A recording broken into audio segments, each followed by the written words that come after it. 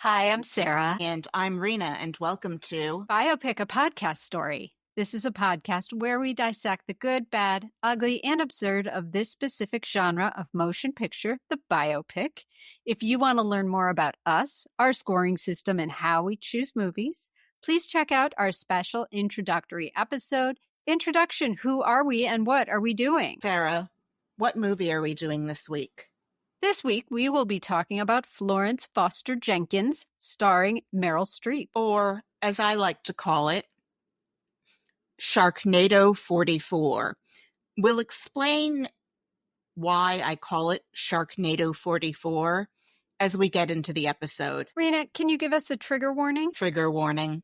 This movie contains depictions of terrible singing, out-of-touch rich people, very long pearl necklaces, Hugh Grant smiling sheepishly, opera, gaslighting, Carnegie Hall, sexually transmitted diseases, cringingly polite smiles, child brides, wigs, bald caps, laughing fits, hangovers, the New York Post, and adultery. Rena, can you give us the spoiler warning? Spoiler warning.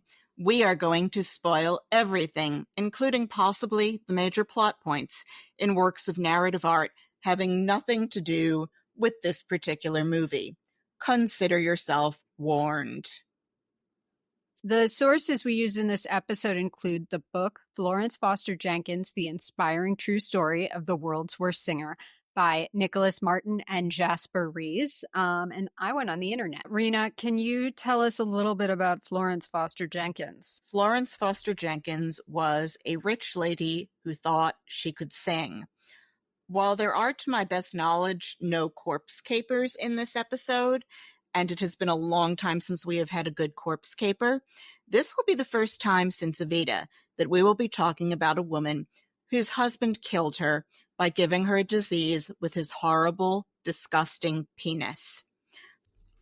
Florence Foster Jenkins was born sometime after the Civil War, and in the movie she says that her husband gave her syphilis on their wedding night when she was 18. In real life, however, she may have been as young as just shy of her 15th birthday, which, to clarify, made her 14. So alas, we also, for the first time in many episodes, get to sing the Child Bride medley. She was only 14. Only 14. Only 14. You're 14. 14. You're beautiful. And you're And mine. you're mine. We were not in unison there. So romantic, though, being 14 and being married and being given a disease that will stay with you forever. I am squicked out. So, yes, her husband was middle-aged. He marries this 14-year-old. The marriage was not a success.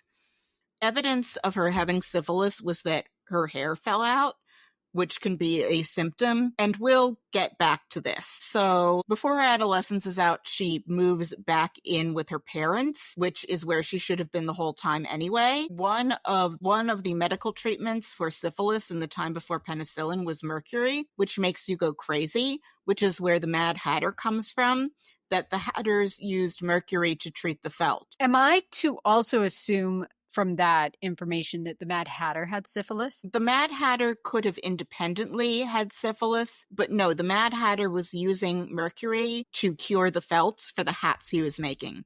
So his contact with the mercury made him mad. Someone with syphilis could also go crazy from having syphilis, but their sanity and their well-being could also be affected by the mercury that was used to treat it, and possibly also arsenic was a treatment for syphilis. I have a question, and I think that we do corner the market here as the only show in the podcast sphere that talks about both biographical films and pre-treatment STDs. Did the mercury and or the arsenic do anything to actually abate the symptoms, or did they just make you go crazy? I was unable to find any confirmation that mercury did anything to help make syphilis less miserable or less contagious.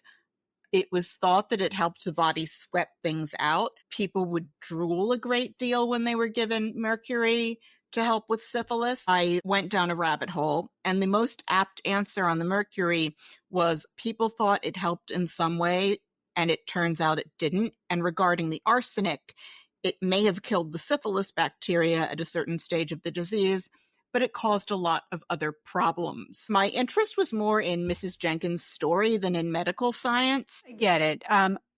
I know that you weren't planning on tapping into your vast array of medical expertise, so I'm gonna let it all slide. I've never had any interest in becoming a doctor, and let's just have a moment of collective hate toward this middle-aged man who gave his 14-year-old bride syphilis on their wedding night. So this is from Florence Foster Jenkins, The Inspiring True Story of the World's Worst Singer by Nicholas Martin and Jasper Rees. Many more sufferers were killed by the mercury than the actual ailment it was supposed to cure. Side effects were many, various, and gruesome. They included profuse sweating, corrosion of the membranes of the mouth, gum ulcerations, loosening and eventual loss of the teeth, kidney failure. Florence is not known to have complained of any of the above. But another of the side effects is hair loss. The many photographs of Florence in her pomp seem to display a woman with resplendent hair, or more often with a succession of voluminous hats. In fact, she wore a wig even as quite a young woman. Underneath, her hair thinned until she was completely bald. Another side effect of the mercury poisoning goes even further into the heart of Florence's story. Prolonged exposure to mercury can cause tinnitus. Florence would prove to be a capable musician. While pianists can rely on the instrument to be in tune, singers are at the mercy of their own hearing. St. Clair Bayfield's theory was that in her own head, she sounded in tune. The vast discrepancy between what Florence's audiences heard and what she believed they heard may have been explained by the malign influence of her mercury-induced tinnitus, untuning the music in her ears. One of the indications of the disease's tertiary stage was the sensation of being serenaded by angels. We'll go with that, and I'll apologize for it subsequently. Well, this just sets the stage for the film that we just watched, which is considered a comedy. This is a great story so far. So after her failed teenaged marriage to a middle-aged man who had syphilis, she moves back in with her parents, and with varying degrees of discouragement, attempts to become a musical performer. She continues to perform as an amateur. She inherits a bit of money, and in 1909, she met and married Sinclair Bayfield, who is a bit younger than her. They stayed married for 35 years until her death, and she sang for various gatherings of groups that she had given money to or gathered for charitable or music appreciation performances, a highly vetted crowd, as shown here in the movie. She made a recording and eventually had the show at Carnegie Hall, which is recreated in the film Florence Foster Jenkins. And she sold out Carnegie Hall a night after Sinatra. It was crammed. It was pandemonium, as it's shown here. And she died shortly thereafter in 1944, whether from the shock of seeing her reviews or from the syphilis that her husband gave her with his horrible, disgusting penis, finally killing her off. And Sarah, can you please tell us a little bit about the movie Florence Foster Jenkins, starring the divine Meryl as Florence Foster Jenkins? Sure thing. So a little bit of information here from our friends at Wikipedia. This is a biographical film from 2016 directed by Stephen Frears and written by Nicholas Martin and Julia Kogan. As you mentioned, it stars the fabulous Meryl Streep. Hugh Grant is St. Clair Bayfield, and it also features Simon Helberg, Rebecca Ferguson, and Nina Arianda. It filmed in May of 2015, premiered in London in April of 2016, and was released in the US in August of that year. This movie was a hit. It was a $29 million budget, and it made $56 million at the box office. I also think it's important right now to address just this teeny tiny elephant in the room.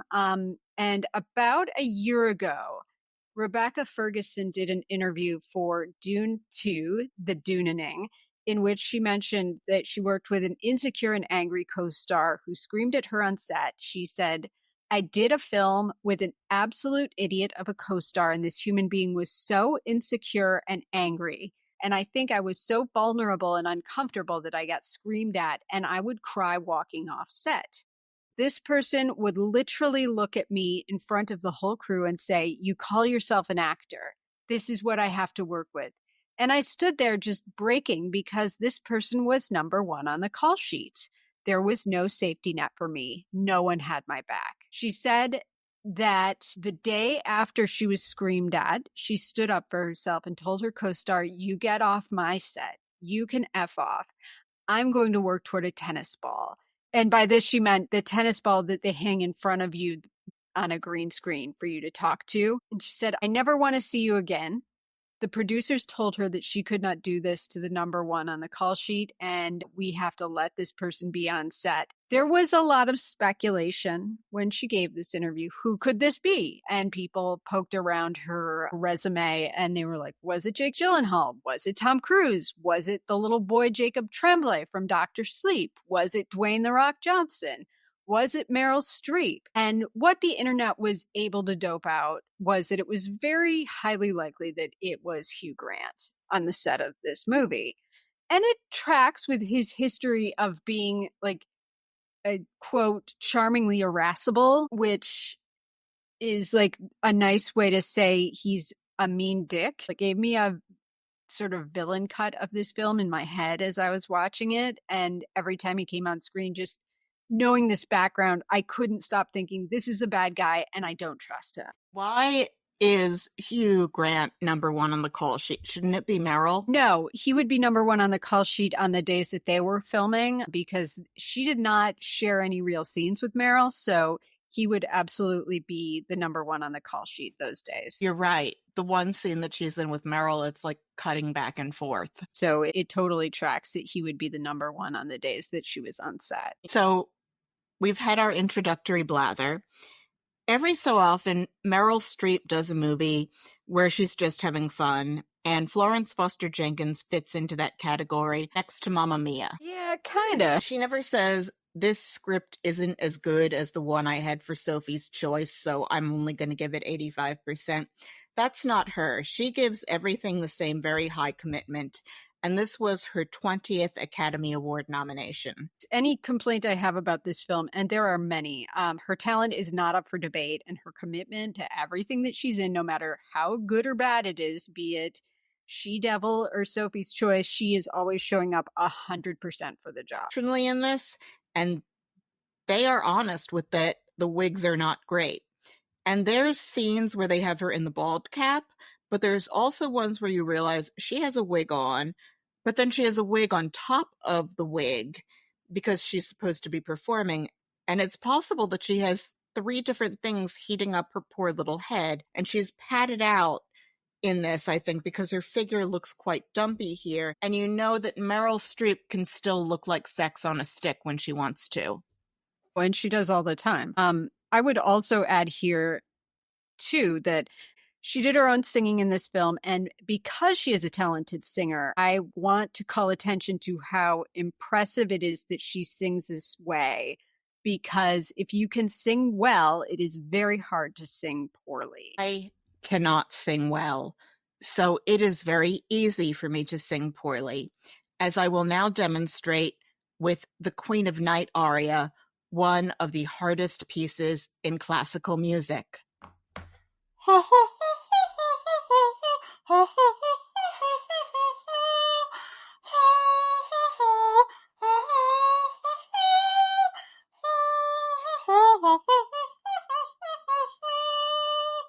It wasn't professional singer level, but I would say you are not as bad as Florence is. Sarah, I, like Florence Foster Jenkins, am a tone-deaf ham, except that I know that I'm tone-deaf and have 0 sense of pitch. My range is probably barely an octave and a half. I am not cut out for coloratura.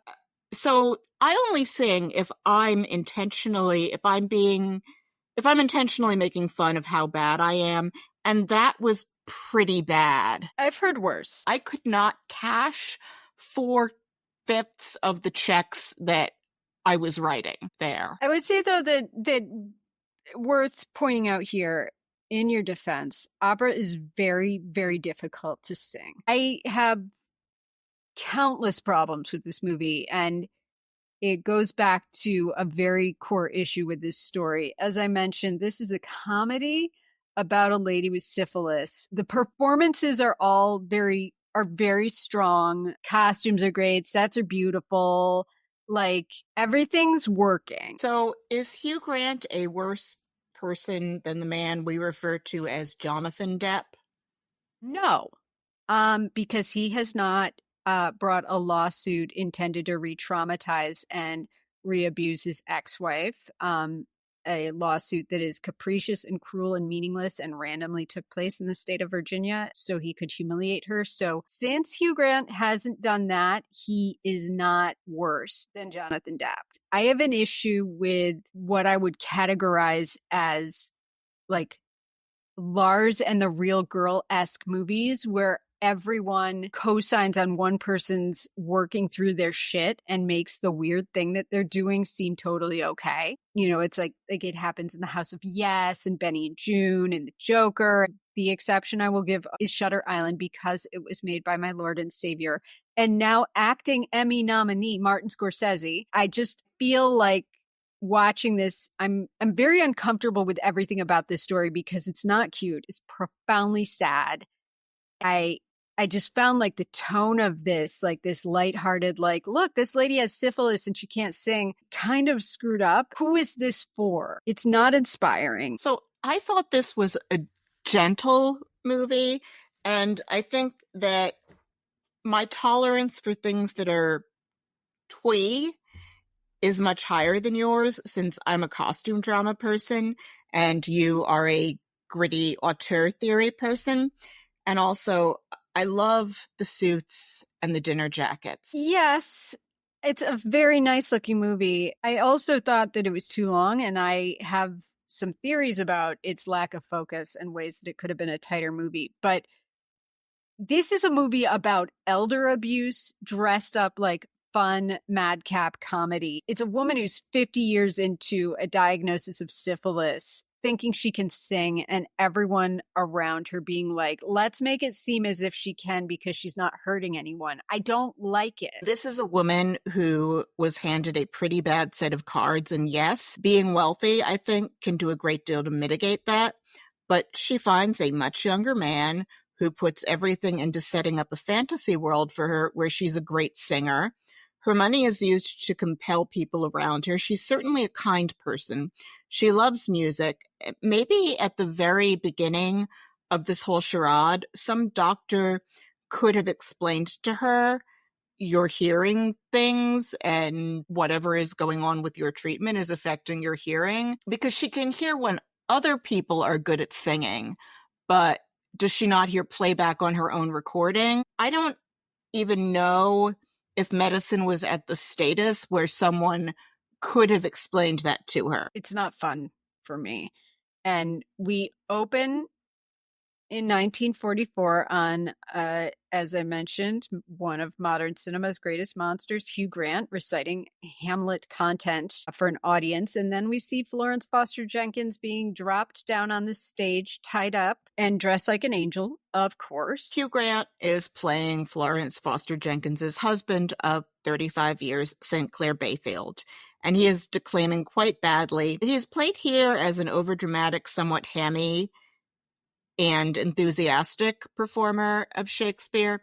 There's a scene where he offers to recite John Keats to Florence as she's falling asleep, and she says, no, she's not into it, which makes me wonder if she thinks of his acting the way that everyone thinks of her singing, and she's just being nice to him about it. In real life, St. Clair Bayfield may have been reasonably talented, but he seems to have played a lot of minor, lower supporting level or high cameo to low supporting level roles in respectable productions. He strikes me as embodying professionally that thing that Prufrock says about I am no Lord Hamlet, but one that will do to swell a progress, start a scene or two, except that that is what he did on stage. Another bummer. I think at this point, too, you and I both came to the table with Sharknado references. I've said that I relate to her, but I'm aware of just how bad my singing is and not to deploy it, except to make people laugh at how terrible it is. And she thinks she's good. My thesis on Florence Foster Jenkins as Sharknado 1944 is not that the movie is like Sharknado. It's that Florence Foster Jenkins herself was the Sharknado of 1944 as this cultural phenomena that's so bad it's funny. The thing is, all of those movies for the Sci-Fi Network are at least somewhat self-aware. The thing with Sharknado is like the ridiculousness of the conceit of that film made it go above and beyond the typical fare that airs on that network. But like this one, like for whatever reason, like captured the imaginations of the world. And you had things like Mia Farrow and Philip Roth putting up pictures on Instagram of them watching it together. It superseded even the limited camp value that those films generally had because it was just such an insane concept. Florence Foster Jenkins as a person, it's as analogous as you can get for a time that didn't have the internet, a time when you couldn't insta-generate a meme. There is no real meme culture. She is personally Sharknado. The huge bummer, though, about that is she's not self-aware. That makes it sort of awful that she's not aware, like she's not aware of that she's the joke. Well, how in on the joke was Sharknado? Did the producers think it was going to get as big as it did? I don't think so. I think like they knew what they were doing in a really like limited way. There's a whole bunch of people who made that movie because they needed to keep their actors' equity or SAG health insurance. Like Ian Ziering of 90210 fame admitted as much that is why he took the job. So they know they weren't making Emmy-winning television. I don't think what I don't think they expected was for the level of delight that it was received with. I can see what you're saying, but if you look back at that era, very few people at the time, from what I can gather looking at the cultural artifacts, were tuned into irony as a cultural thing in a way that aligns with what we do now. Members of the Algonquin Round Table and perhaps cabaret singers fleeing Berlin might have understood irony or self-awareness as we understand them now. The exceptions around her lack of the self-awareness that Sharknado has simply weren't something that can be retroactively recreated for 1944. Could not create a Florence Foster Jenkins today because there is the internet. St. Clair Bayfield spent decades vetting everyone who wrote about her, everyone who came to her little happenings, and you see where he could buy all of the copies of a paper within a 2-block radius of everywhere she was going to be.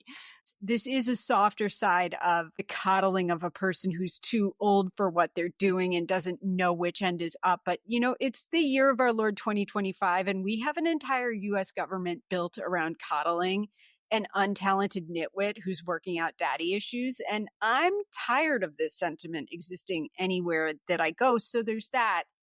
It is great that she supports the arts, though. Which elder abuse is really going on here? Because the apartment where St. Clair lives separately from her, since she doesn't want to give him syphilis, is rather modest. He doesn't run through all her money.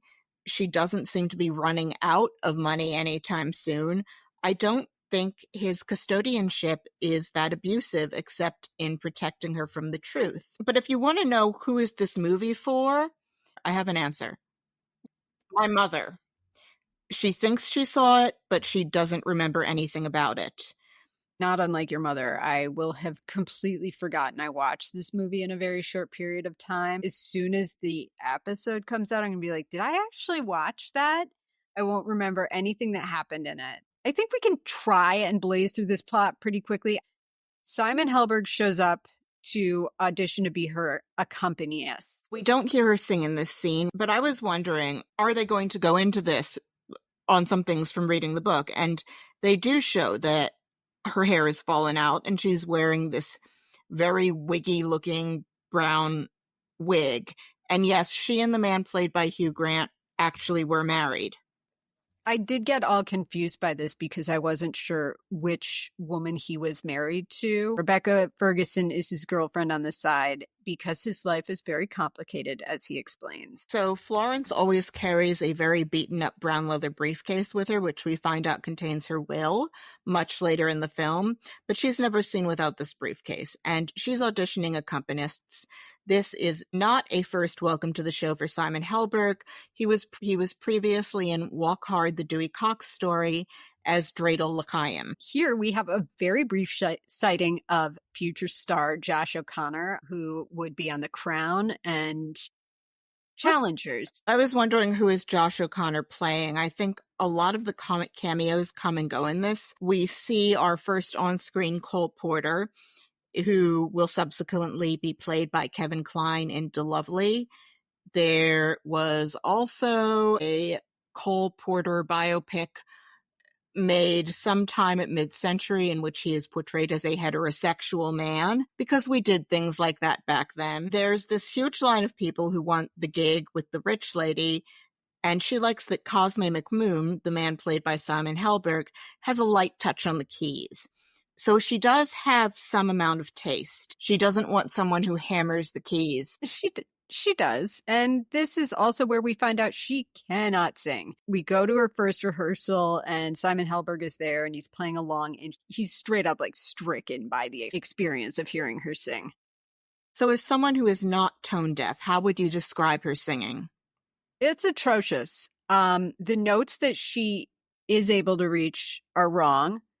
It defies science how bad her voice is. It's screechy, it's pitchy, it sounds kind of like a bird. It is incredible. It literally strains credulity that someone can sing this badly.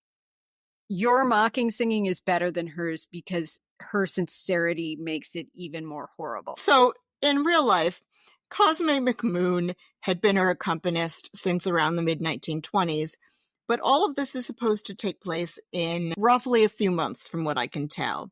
It's leading up to this performance that she gives on October 24th of 1944, 81 years before the release of Springsteen, Deliver Me From Nowhere. So in terms of seeing Simon Helberg here, he is primarily known for the TV show The Big Bang Theory, and I have a very intense loathing for The Big Bang Theory, so I was happy to see him playing a character who's completely different. I dislike all Chuck Lorre productions. I also hated Family Matters, the Urkel show. I hate the unappealing way that really smart people are shown in these contexts. What I hate about it as well is it makes me remember all of my horrible nights in high school, sitting alone watching the TGIF lineup and hating Urkel and glowering at the TV and thinking, stereotypes like this are why I'm not getting laid until college. So I fucking hate The Big Bang Theory a lot. But you're okay now. It's been 30 years. I'm just stuck being me at this point. I'm aligned in a general way with you here in that it was very mystifying to me that everyone was delighted by it. But I also hate this movie, so what do I know? What I find myself thinking about, and I know we're going on about The Big Bang Theory, and that is not the Simon Helberg feature that is in this episode. I'm just talking about my reactions to him. But what I always find myself thinking when I see nerd stereotypes like that is, how much better off would we and our progeny be if people with this kind of brain were shown as being sexy as hell? I agree with you on that, because I think part of the reason that we're in our current conundrum is this constant idea that nerds and smart people deserve to be derided, and that our intelligence is something that we should mock rather than treasure. Back to the movie we're actually the thing we're actually watching, which also happens to feature Simon Helberg. I don't want to talk about the movie, so it's fine. So Hugh Grant is telling Simon Helberg, who's like, she's not good. And he's like, no, she's amazing. I will not say otherwise. Her voice coach is the same. He says, you just need to practice on this one thing. And as someone who's worked as a communications professional and has had to deal with people who are talented, but maybe aren't necessarily talented at the thing that I'm working with them on in that moment, I have been in the position where I've had to have these conversations with people where you're giving very carefully calibrated commentary because you want to avoid being sent to the cornfield by that mean little boy in the Twilight Zone episode, which is what would happen if you say the wrong thing. And that's a very specific reference. Basically, just to say, I feel his pain here, but he is all in, and Simon Helberg gets in the elevator and he just bursts out laughing. Cosme McMoon does not want to go on, and he says, I'm not going to play on stage with this woman. And Hugh Grant keeps paying him off until eventually we get to Carnegie Hall. Florence Foster Jenkins' vocal coach is the assistant conductor for the Metropolitan Opera. And I wonder, is it that she's paying him, or that somewhere in him he appreciates the amount of love that she has for music, which is what I want to run with because I'm sentimental. I don't know how I feel about that. My vocal coach, for example, was always happy to tell me if something sucked, if I needed to work harder, if there was something I wasn't doing that I needed to do. But we're all going to just pretend that Florence can sing until she dies. Then we have a party and we meet Nina Arianda, who's playing a brassy broad who's married to one of their rich friends. She's playing a trophy wife with an outer borough accent. She looks amazing in this. Nina Arianda has one of the best mouths in show business. She always looks like she's hiding a smirk, even when she's deadly serious. There's something just about the shape of her and the way she moves is like a whip. She's a physical actor who justifiably demands space, and she's perfect here. I feel like consistently anything she's in, you notice her right away. Also, apparently Toscanini is at this party, and then we go into a bathroom, and I almost had to take a moment to go vomit because mayonnaise-based salads make me feel incredibly unsafe and sick, and the bathtub is filled with potato salad. This is from real life. Florence Foster Jenkins always had to have a bathtub full of potato salad for her parties. Like, it's so gross. I'm going to throw up. Does this make you feel unsafe the way that the artistry of Spike Lee makes you feel unsafe? Or is potato salad a different kind of unsafe? It's not the good kind of unsafe, but both could end with me vomiting. For example, I almost had to leave the theater after the opening credits of Clockers. And I also almost had to leave the room when I saw this potato salad. You could see and hear like the Foley work on this potato salad. Mayonnaise-based salads are just, God. Sarah, is there a safe word for potato salad? Like, are you talking about like a word that would make me stop thinking about it? I'm not sure that such a word exists. It's like, just put some macaroni salad in there next to it. See what happens. Like, what the hell is wrong with people? Why mayonnaise on everything? Can you tell I don't want to talk about this movie because I hated it? Yeah, macaroni salad is gross. You're right. Yeah. Because you're talking about mayonnaise, which you also hate. So Hugh Grant is at home with his mistress, Kathleen, played by Rebecca Ferguson. Yep. At this concert where we have met Nina Arianda's character, Agnes Stark, most of the audience is nonplussed, or they're keeping this polite face, and there are these little old ladies who wear actual tiaras, and they're wearing these tiaras irony-free, who are always complimenting Florence. But Nina's double take is so brilliant. She should just do a double take at Robert Wool so that he dies of shame for having ever thought he could do a double take. But she starts laughing and has to be escorted out. She's crawling and rolling around on the floor with laughter. And it's contagious because other people are starting to struggle to not laugh.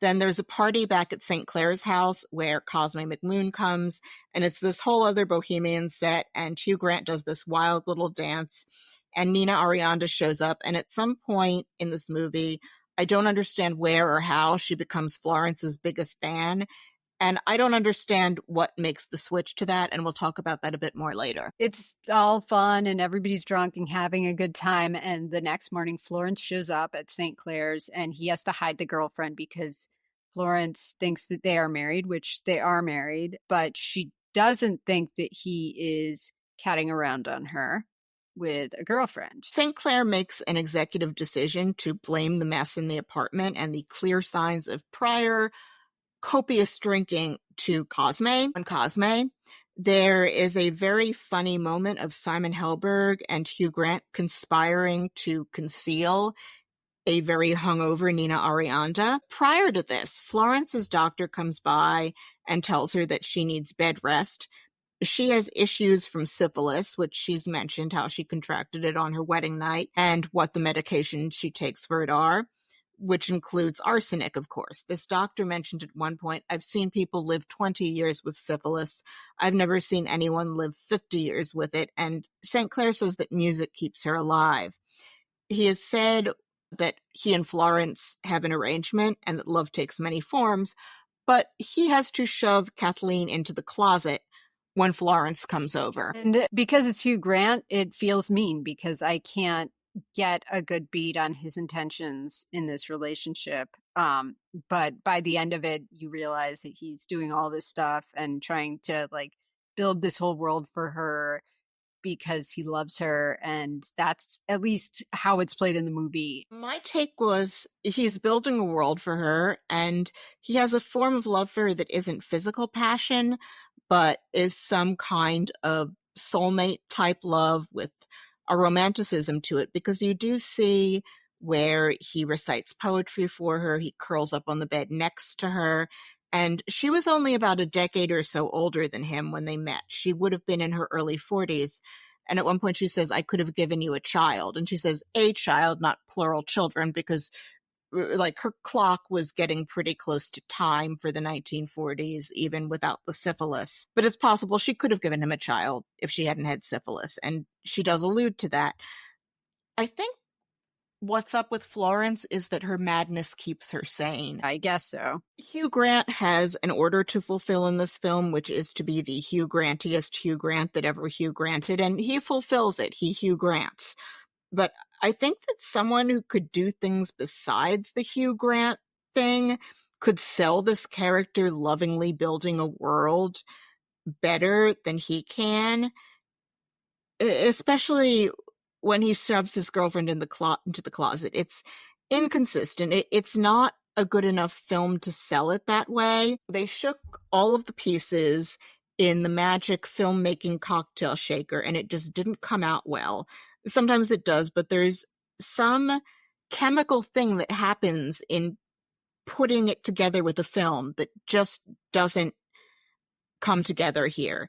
Even when you make good decisions in assembling the pieces. I would have rather seen, a Matthew McFadden or, Colin Firth or someone who plays, some sincerity in this role. McFadden's probably too young for it, and he definitely was in 2016, but I can see, like, Matthew McFadden could make the role convincing. Yeah, just someone who doesn't seem contemptuous of everyone around him. And this is maybe a Sarah problem, or maybe it's this movie's problem, but the screenplay feels like it was written to be one thing, which could have been from Cosmo's point of view. and about his experience. But then it's like they maybe locked in a couple of stars and it became more like the movie that it is, which doesn't have a focal point of who's telling the story and who's seeing it. And because of that, I felt like it never came together. And also that it was just too long. It was only about 2 hours and change. Yeah, but I felt every fucking minute of that. And it all just led up to this one performance. And then she died. And it was like, wait, what did we do all this for? You could have done this and made it all, for example, from Cosmo's point of view and made it about how he comes to accept that making great art is doing something with great joy. And as we learned from Robbie Williams, that it is an honor to have the opportunity to perform. And rather than trying to create a flawless finished project, music is supposed to inspire, bring people joy, or like go on that journey, and that bullshit. I love Rebecca Ferguson. Do not get me wrong, but you could have cut her character entirely from this movie. The whole drama of Hugh Grant and her relationship served nothing in terms of Florence, and who is that for? Because you could have had a tighter movie. You just picked a direction of where the story was coming from and then like focused that. So are you saying that Hugh Grant was right about the quality of Rebecca Ferguson's acting? No. Rebecca Ferguson is brilliant. I just feel like, what was the purpose of that character? Why did I need to go on that journey with him through that? Like, what did we get out of that? You could have shown all of this through Simon Helberg's viewpoint, where he's seeing this relationship and he's understanding that it's unconventional and he's learning, because there is this great scene right after this where Florence goes to Cosmo's apartment, and he's playing the piano and they're playing together, and she starts washing his dishes and talking to him, and you see who she is and where her head goes. Also, at this point, they make a recording and she's on the radio. She's terrible. She does it in one take. They ask her, "Do you want to do that again?" And she says, no, it's perfect. And it somehow gets on the radio because St. Clair has to take Kathleen for a golf weekend because she's mad at him for shoving her in a closet. He could have shoved her under the bed. It isn't quite clear where he shoves her while she's wrapped up in a sheet. So he takes her on this golf weekend where they can go be a cute, normal couple for a weekend. And Florence goes and makes this record of her singing. She sings words that she made up to Cosme's composition. They're half in French. She's made it into a love song, and the lyrics that are half in French are about some dalliance that she's having, but they're quite bad in French too, just knowing how the translation would fit. But this is put out on the radio, and now the people who are going to hear this ironically or think it's a joke and that the singer is in on it are hearing it, and they love it because it's 1944 and life is hard. Yeah, we were really short on the lulls in 1944. It's the autumn after D-Day. We're winning, but it isn't settled yet when or how we're finally done with the Nazis and can go finish dealing with the Japanese too, and then go home and wear gray flannel suits and buy houses in suburban subdivisions and numb our pain with cocktails. It's still bad and sounds like it's going to get a ton better, though. Well, compared to being actively in a war, that lifestyle sounds really good. That's fair. In terms of Florence's singing again, we have this from the real life Cosme McMoon. And this is coming again from Nicholas Martin's book. Very early, she demonstrated this desire to sing, he explained, and her parents objected to the excruciating quality in her voice. And in her early teens, she ran away from home and went to Philadelphia to try and make her way. She suffered great hardships and privations until her father, hearing of it, came to town and took her back home. She was restored to her social position, but with the proviso that she wouldn't sing anymore. But just as another note on, as we're building up to that Carnegie Hall show, in terms of like what do people need distraction from? The same day that the reviews from Florence Foster Jenkins's Carnegie Hall show, here's some of the things that were in the paper, again from that biography. U.S. defeats Japanese Navy, ran the headline across the front of the New York Times. All foes' ships in one fleet hit. Many sunk. Battle continues. At the bottom right-hand corner of page 19 was a 6-line item titled Florence F. Jenkins in Recital. Her song's on the radio and people are calling in and requesting it because it's so terrible and crazy. And there's one soldier who calls in and he's like, I got my face blown off at Guadalcanal and this is the first time I feel like, thank God I'm not that lady.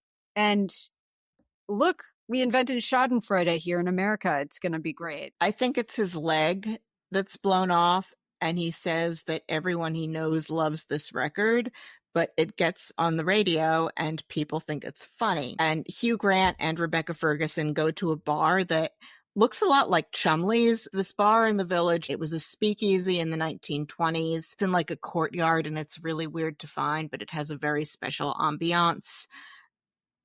He hears them get this record out and she says, I'm going to leave you if you interfere with these soldiers who are making fun of your wife's record. This is our evening out together. And he says, no, I'm going to interfere with them on behalf of my wife, who is not you. That isn't what he says. That's how I'm remembering it. And he goes and tries to get the record and they beat him up for being an effete British guy. And he sees Rebecca Ferguson getting into a cab. I don't really care about this relationship breaking up. I'll give you that. And then he has to talk Simon Helberg into going on stage at Carnegie Hall. And Helberg is like, but I have ambition. And Hugh Grant offers up an ode to mediocrity and why mediocrity can be noble. And then Florence has the Carnegie Hall show. And I thought, are we going to see them recreate the whole thing? But it's only 2 numbers, including her rendition of the Queen of Night aria. And I actually could have done with more of this. I would have liked to have seen a montage of the costume changes and what other songs did she try to handle and what were some of the highlights of like, what thing is she butchering now, or more of people reacting to things because it is kind of contagious. And these soldiers that they'd given tickets to, because part of the purpose of her having this show was to raise money for the troops, they're laughing at her and it starts to break the illusion. So Nina Arianda, who's just been flashing her gorgeous, gorgeous body because she is a performer who is very physically confident, she yells at him and she tells him, this woman is singing her heart out. I can see that it's in that character's spirit that she's a brassy dame, but she's not mean. But I don't quite see what flips her on Florence, or if it's just the spirit of the social scene around Florence at the party the previous time that they all hung out. I don't see her transition. Maybe it's from having fun with the people around Florence, but I don't make the connection as to how she becomes Florence's big defender. Anyway, she gets them all applauding, and I appreciate where she's coming from. I don't understand the how of it. I think she sells it. I'm not blaming Nina Arianda here. I'm blaming her script, to be clear. It is a swap that comes out of nowhere, and I wonder if there was a scene somewhere that's sitting on a cutting room floor where she and Florence have a moment of, you and I are not so different. And I would have loved to have seen that scene. Nina Arianda opposite Meryl Streep as these characters having a moment of like mutual recognition. Would have loved to have seen that. I would have rather had that than one more scene of Hugh Grant grinning sheepishly.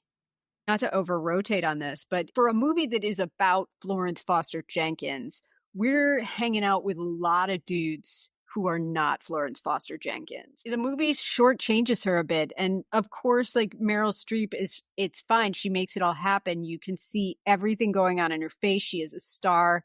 Meanwhile, the possible villain of the film, which there really are no bad guys in this movie, except for possibly this New York Post writer, who is going to write a truthful review about the quality of Florence's singing. And it is going to be a mean-spirited, truthful review.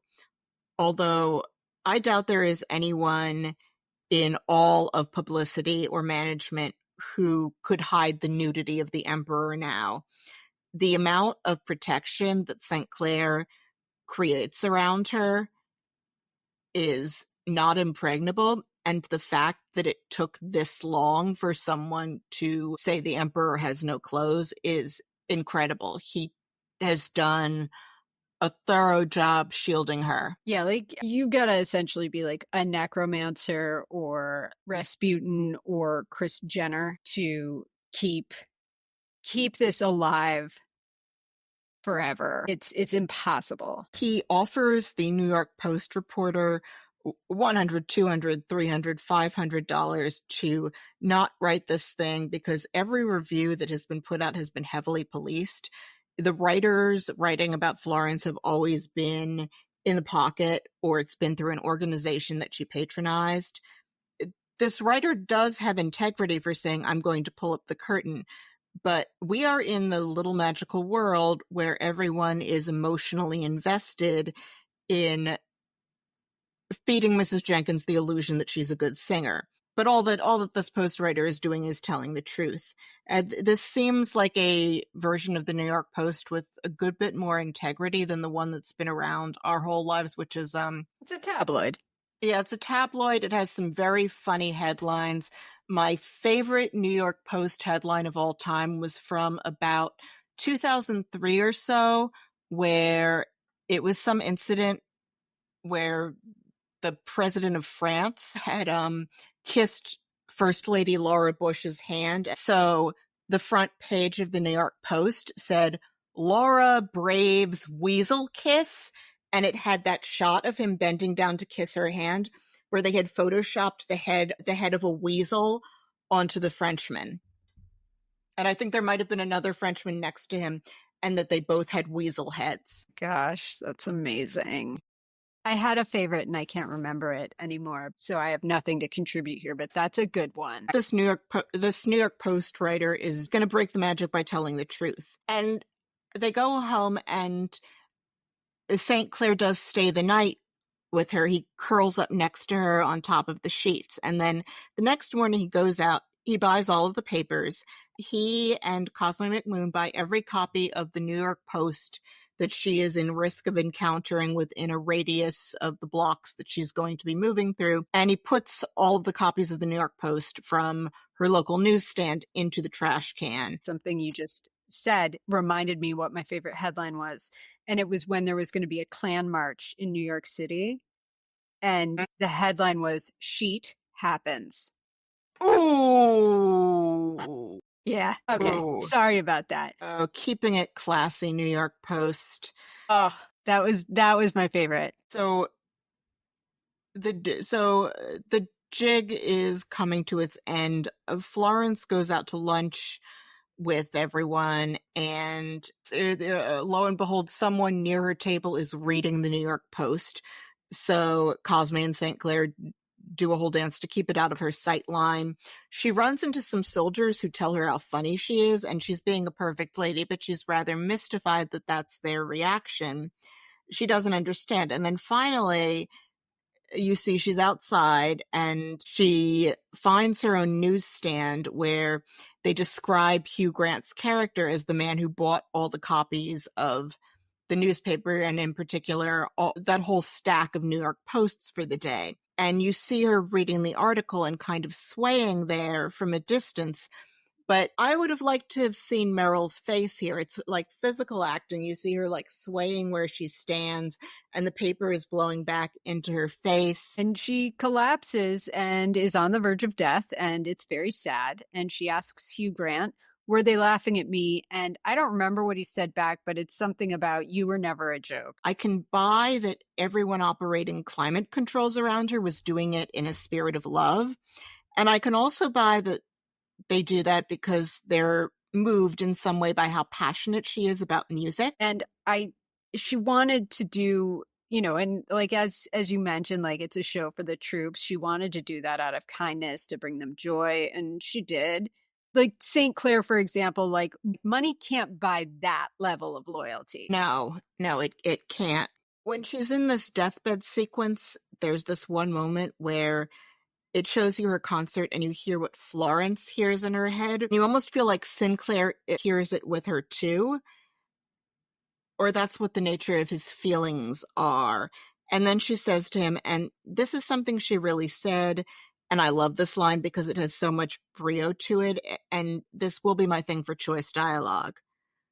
People did say, I cannot sing, but no one can say, I did not sing. Yeah, it's a lovely performance from Meryl, and that's our movie, and then she's dead. We find out in the epilogue, the recording of her at Carnegie Hall is one of the most checked out recordings from Carnegie Hall's archives. We find out that St. Clair lived modestly for the rest of his life, and he did all he could for the arts. Cosme never played Carnegie Hall again, but he did get into bodybuilding. And St. Clair and Kathleen eventually married. Wow. You get the sense that she's just gone here, but I don't care about this couple. I don't either. I couldn't be troubled. I can't get past the fact that I feel like at the core of this is a mean spirit. I don't believe that the truth would have set Madame Florence free. I don't believe that the truth would have made her happy. No, but it's a question for someone else to deal with because I don't actually care enough. But there's also the threat of the cruelty, the threat of this laddering up to her becoming a spectacle. When's the point where you can't control it anymore, whether that's with that New York Post reporter or someone else? St. Clair, I don't believe he would have let her make that recording had he not gone to play golf for a weekend with the woman he was actually sleeping with in order to maintain the relationship after humiliating her by making her hide when his syphilitic wife, who he couldn't sleep with, showed up. If he had been in town that weekend, that recording getting out never would have happened. That is true. His whole life went into policing every aspect around her, and the one time that he goes and has a little weekend to keep his own sphere together, it leads to the concert at Carnegie Hall, which did bring joy to many, many people. Yeah, it's one of those real, like, be careful and be specific about what you put out into the universe. My choice dialogue for the week is that famous statement of Florence Foster Jenkins's, and I don't know if it was something she said on her deathbed. In fact, people did say that I cannot sing, but nobody can say that I did not sing. Did you have any choice dialogue, Sarah? No. You have an award to give to Josh O'Connor, and then we have actual awards talk. Yes. So inspired by, and I want to be clear, this is not me being a dick because, I ended up after we talked about Cormac Fingeret and his bit part in Springsteen Deliver Me from Nowhere. I happened to look up that actor whose role I had alluded to, and he seems to be a very super talented young man who went to Tisch and probably has a big future. So in honor of the future I believe in for him, I have created an award called the Cormac Fingeret as Man Riding in Truck with Man Yelling Bruce You Suck Award for promising featured extra or extras performance that I found particularly memorable. So someone else who, as an example, would have received that award is the girl screaming Judas in A Complete Unknown. This week, I am giving that award to Josh O'Connor, who, as I mentioned, pops up for a quick sec in this movie and then went out there and became the star of Challengers and played Prince Charles. And I think is on his way and really stood out in the brief moment he is in this film, at least for me. And then for other awards talk, at the 89th Academy Awards, that would be the awards honoring 2016. This movie was nominated for Best Actress for Meryl Streep. And as you said, it was her 20th nomination. And also for Best Costume Design. Film also received 4 nominations at the Golden Globes, including Best Motion Picture Musical or Comedy, and also Best Actress Musical or Comedy, to give you a sense of who she was up against that year. This was the year of Emma Stone winning everything for La La Land. Also, Isabelle Huppert, who should have won for Elle, Ruth Negga for Loving, and Natalie Portman for Jackie. So this was it's an honor to be nominated year because Emma Stone was not given that up. Ruth Negga in Loving, that was so good. There were some really lovely performances that year, and also Huppert is so overdue. Nevertheless, it was an honor to be nominated for the 20th time for Meryl. She is fine. do not worry about Meryl Streep. Meryl Streep has the best Academy Awards nomination batting average per body of work for getting personally nominated. And now, let's score this thing. Sarah, can you please give our listeners a quick refresher on how we score movies? Of course. We rate our movies on a 1 to 10 scale across 10 areas that we find to be subjectively and or objectively important to most films. But the list is specially tailored to the issues specific to biopics. If you want more details on how we score movies, please scroll down our webpage at biopicapodcaststory.podbean.com. You'll also find a record of our scores for past episodes. And with that out of the way, let's score this thing. And Rena, would you mind going first? Not at all. So for outward appearances, makeup and hair, I gave it a 9. For acting and casting, I gave it a 7. It was all clear that this was happening over a portion of 1944. For costuming, I gave it a 7.5. For quality of the script, I gave it a 4. For accuracy, 5. For storytelling, 5. Production value, 7. For production, direction, decision-making, I gave it a 5. And for do we care, I gave it a 2. Because despite all of the nice things I had to say, I think that was just because of how our good cop, bad cop shook out in this particular episode. And there's something on a chemistry level that just didn't fall together here. So my average comes to a 6.1. I'm not using the by either way because I did enjoy Florence Foster Jenkins in a detached sort of way. I think I've made it clear that this movie sat very poorly with me and that I feel like you could recut this with sinister music and make it a horror movie. So outward appearances, makeup and hair, I gave it a 9. Acting and casting, I gave it a 9. Passage of time, 6. Costuming, 7. Quality of the script, 4. Accuracy, 5. Storytelling, 3. Production value, 7. Production, direction, decision making, 6. Do we care, 3. My score averages out to a 5.9. So Florence Foster Jenkins, you're perfectly adequate. Even though, as I said, I did not care for this movie. Florence Foster Jenkins, your total came to a 6. You are a perfectly adequate use of an evening for people like my parents. Yep. Other stuff that you should watch instead. I would like to guide you towards John Waters, who really does get camp. And he did an NPR All Songs Considered episode about 10 or 15 years ago that I highly recommend, where he had pulled this collection of songs together and he talks about it, and it's this mad bunch of songs where some of them are actually these amazing undiscovered gems, and some of them are just insane. And you have to dig deep to figure out where the heck they're coming from. One of them is by one of his leading ladies, Edith Massey, and it's terrible.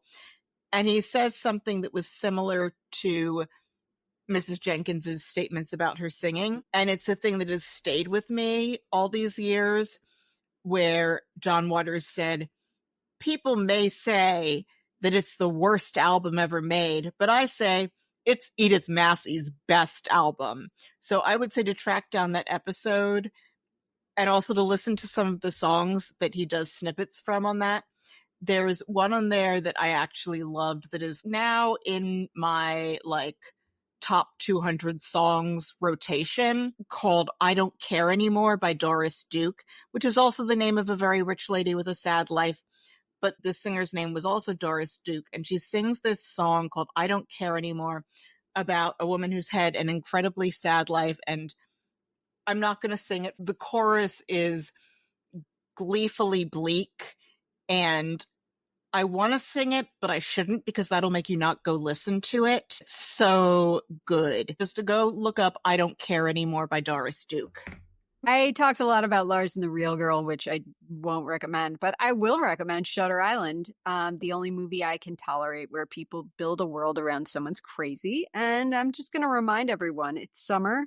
Be real careful about eating potato salad. What about chicken salad? I don't mind a traditional chicken salad sometimes. It's actually going to be even worse for you, likely, in the heat than potato. I'm sorry. I can't even do tuna salad anymore. It's the mayo. like the white food. Anyway, sorry.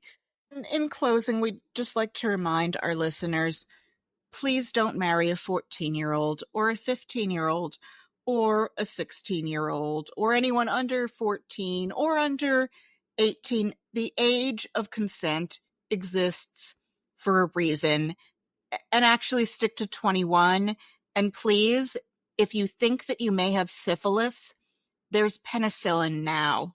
Mm-hmm. Get it while you can, everybody. Don't go looking for arsenic or breaking thermometers open so you can drink the mercury in the event that you think that you may have syphilis.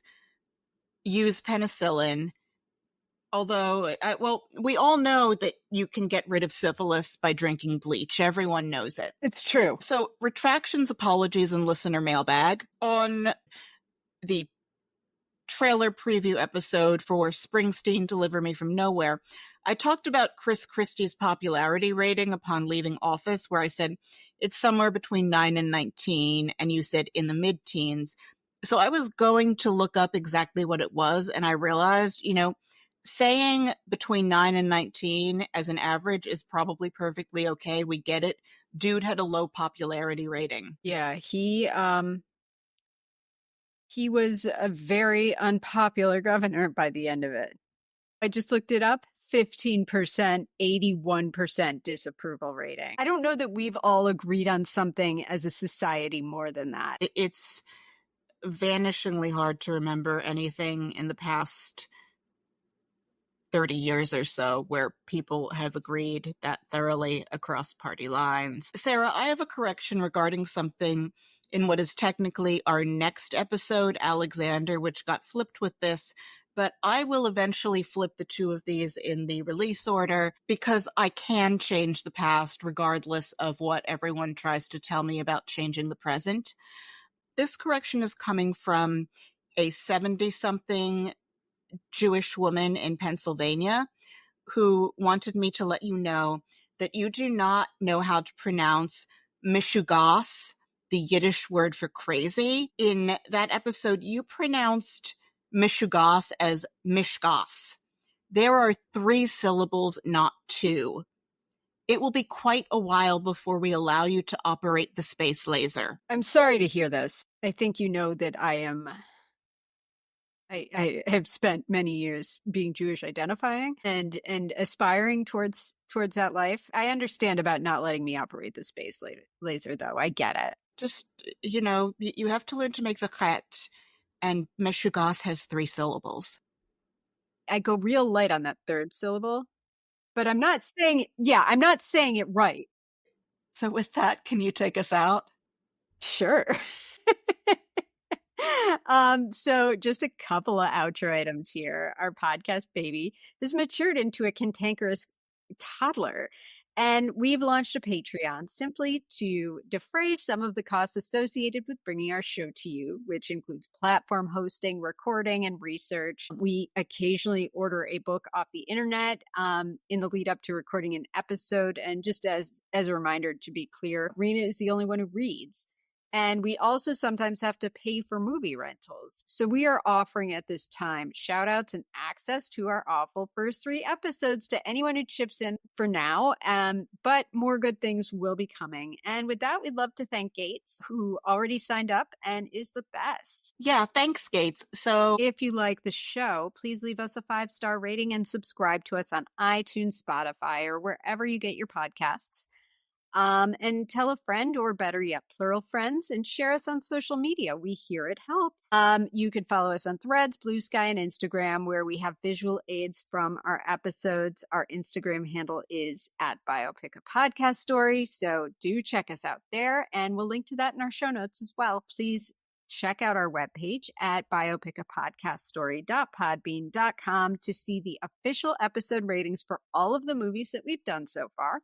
And if you would like to get in touch, you can email us at biopiclistenermailbag@gmail.com. Tune in to our next episode, where we'll be talking about Alexander, directed by Oliver Stone. Although, if you're listening to this in the release week, the next episode to come out chronologically will be about The Rise of Catherine the Great from 1934. This will be our first trip back to the 1930s since Private Life of Henry VIII. This actually came out 1 year after that. I can't wait. So, good night to the earnest and the cynical.